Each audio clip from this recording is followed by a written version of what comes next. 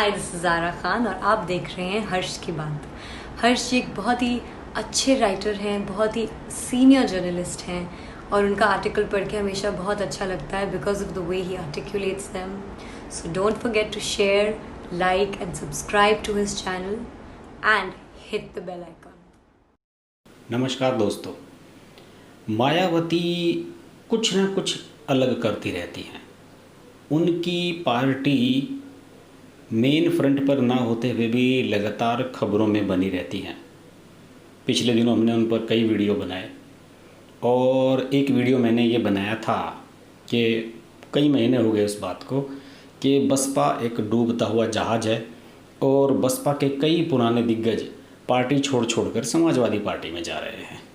लेकिन लगता है मायावती ने वो वीडियो देख लिया और उसके बाद से मायावती ने अपने पुराने दिग्गजों की पार्टी में वापसी शुरू कर दी है और इस वापसी को वो 2022 के उत्तर प्रदेश के विधानसभा चुनावों से जोड़कर देख रही हैं और उनका टारगेट है कि किसी भी तरह से अपने कैडर को मजबूत किया जाए। आपको याद होगा 3 साल पहले नसीमुद्दीन सिद्दीकी ने बसपा छोड़ी थी। छोड़ी क्या थी, उन्हें निकाल दिया गया था, उन्हें निष्कासित किया गया था। उन्होंने मायावती से अपनी तलखी होते हुए एक समय नसीमुद्दीन सिद्दीकी मायावती के सबसे करीबी थे और जिस समय मायावती की 5 साल तक सरकार रही थी 2007 में जब मायावती चीफ मिनिस्टर बनी थी तो उस समय वो बहुत पावरफुल मिनिस्टर थे, कैबिनेट मंत्री थे और सेकंड टू चीफ मिनिस्टर थे। मैंने उनकी कई प्रेस कॉन्फ्रेंस भी अटेंड की थी नसीमुद्दीन सिद्दीकी की। शहरी विकास मंत्रालय, कई ऐसे डिपार्टमेंट, इम्पोर्टेंट डिपार्टमेंट को पोर्टफोलियो वो होल्ड कर रहे थे। लेकिन अचानक तलखियाँ बढ़ी, मायावती से उनकी दूरियां हुई और उन्होंने जब बसपा छोड़ी थी 3 साल पहले की बात है, लगभग 2017 की बात है, उस समय उन्होंने आरोप लगाए थे कि मायावती टिकटों की लेन देन करती हैं और टिकटों की खरीद फरोख्त होती है, कार्यकर्ताओं से पैसा लिया जाता है। मायावती का एक ऑडियो भी उन्होंने जारी कर दिया था और काफ़ी कंट्रोवर्सी हुई थी और उसके बाद उन्हें पार्टी से निष्कासित कर दिया गया था। अब नेता का जो जीने का एक क्या कहना चाहिए जरिया होता है वो चुनाव ही होते हैं। जब चुनाव आते हैं तो हर नेता चुनाव लड़ने के लिए भागता है, चाहे वो सभासद का चुनाव हो, चाहे वो विधानसभा का चुनाव हो या फिर पार्लियामेंट का चुनाव हो। 2017 के बाद चुनाव आया 2019 का लोकसभा चुनाव उत्तर प्रदेश का। उससे पहले नसीमुद्दीन सिद्दीकी ने यह तय कर लिया था। वैसे भी नसीमुद्दीन सिद्दीकी के सामने सिर्फ एक विकल्प था कि वो कांग्रेस में शामिल हो जाएं और वो कांग्रेस में शामिल हो गए थे और उन्होंने प्रदेश अध्यक्ष जो थे उस समय राज बब्बर, कांग्रेस के, उनसे काफ़ी करीबी बना ली थी और उनसे ये वादा ले लिया था कि मुझे मुरादाबाद सीट से चुनाव लड़ाया जाए कांग्रेस के टिकट पर। और कांग्रेस के टिकट पर चुनाव लड़ाने की बात जब चली तो उन्हें हाँ भर ली गई कि ठीक है, मुरादाबाद से लड़ा देंगे, मुस्लिम बहुल सीट है। लेकिन जब टिकटों का वितरण शुरू हुआ तो मुरादाबाद से खुद राज बब्बर का टिकट डिक्लेयर हो गया। हालांकि राज बब्बर फिर बाद में वहाँ से नहीं लड़े और वो फतेहपुर चले गए थे, आगरा चले गए थे। तो ये सब चीज़ें हुई और अंत में नसीमुद्दीन सिद्दीकी को बिजनौर लोकसभा सीट से चुनाव लड़ने का मौका मिला कांग्रेस के टिकट पर और उनका कुछ नहीं हुआ, बुरी तरह से चुनाव हारे। वहाँ से बसपा के ही प्रत्याशी मलूक नागर विजयी रहे, जो कि पुराने करीबी हैं मायावती के और पहली बार लोकसभा का चुनाव जीतने में सफल रहे हैं। कई चुनाव लड़े मलूक नागर ने। अब स्थिति ये है कि नसीमुद्दीन सिद्दीकी चाह रहे हैं कि उनकी पार्टी में वापसी हो बसपा में, लेकिन बसपा में उनकी वापसी संभव नहीं है। जिस तरह के आरोप लगाकर वो मायावती पर पार्टी से निष्कासित किए गए थे तो उस हालत में तो मायावती उन्हें वापस लेंगी नहीं।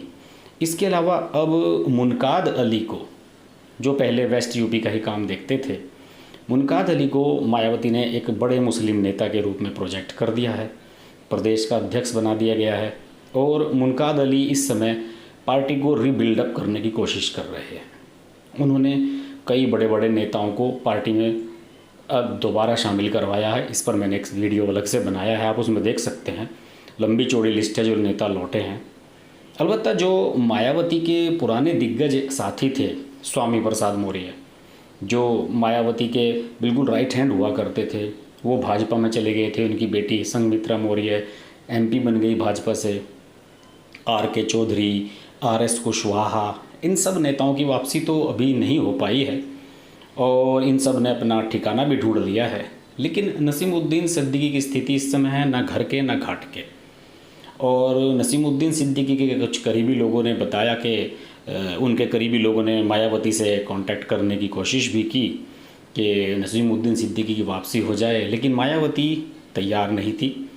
इसके बाद सतीश चंद्र मिश्रा, जो पार्टी के बड़े नेता हैं मायावती के, उन्होंने लगातार अभियान चलाया हुआ था कि नसीमुद्दीन सिद्दीकी को एमएलसी पद से हटवाया जाए, उनका सदस्यता ख़त्म की जाए। जिस समय नसीमुद्दीन सिद्दीकी को पार्टी से निकाला गया था, उस समय वो एमएलसी थे और बसपा के नेता थे विधान परिषद में, और तभी से बसपा ने उनके खिलाफ याचिका डाली हुई थी स्पीकर के पास कि इनकी सदस्यता ख़त्म कर दी जाए, और अभी उनकी सदस्यता ख़त्म कर दी गई है।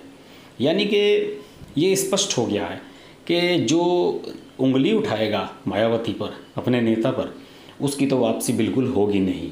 अगर आप दूसरी पार्टी से चुनाव लड़ने के लिए छोड़ कर गए थे या किसी अपने स्वार्थ के लिए दूसरी पार्टी में जाए थे तो आपकी वापसी हो सकती है, लेकिन अगर आपने मायावती पर उंगली उठाई है, मायावती पर सवाल खड़े किए हैं, तो फिर आपकी पार्टी में वापसी संभव नहीं है।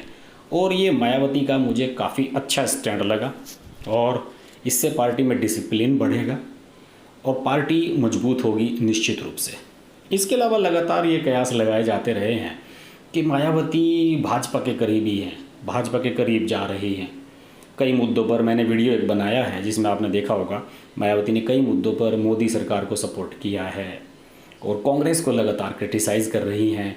गुजरात में उनके सामने चुनाव लड़ने का ऐलान कर दिया है कांग्रेस के, मध्य प्रदेश में उपचुनाव लड़ने जा रही हैं, लेकिन भाजपा के प्रति थोड़ा सा सॉफ्ट टारगेट रख रही हैं वो। और चर्चा ये भी है कि शायद आने वाले समय में मायावती को उपराष्ट्रपति पद ऑफर कर दे बीजेपी, ऐसा भी संभव है। लेकिन कयास लगाए जा रहे हैं, राजनीतिक गलियारों में चर्चा है कि मायावती को एक बड़ा ओहदा ऑफर कर सकती है बीजेपी अगर वो साथ रहे बीजेपी के। लेकिन इसका फैसला होगा 2022 के उत्तर प्रदेश के विधानसभा चुनावों के बाद। उससे पहले मुझे नहीं लगता कि मायावती के प्रति बीजेपी कोई सॉफ्ट कॉर्नर रखेगी। बहरहाल मायावती पार्टी को रिबिल्ड कर रही हैं और पुराने नेताओं को बुलाया जा रहा है, लेकिन दागियों को वापसी का दरवाज़ा बंद कर दिया गया है। मायावती और बसपा के बारे में हम बात करते रहे हैं, करते रहेंगे। देखते रहिए हर्ष की बात लाइव। नमस्कार। अगर आपको हमारी वीडियो पसंद आई तो वीडियो को लाइक करें, चैनल को सब्सक्राइब करें और नोटिफिकेशंस के लिए बेल आइकन को प्रेस करें।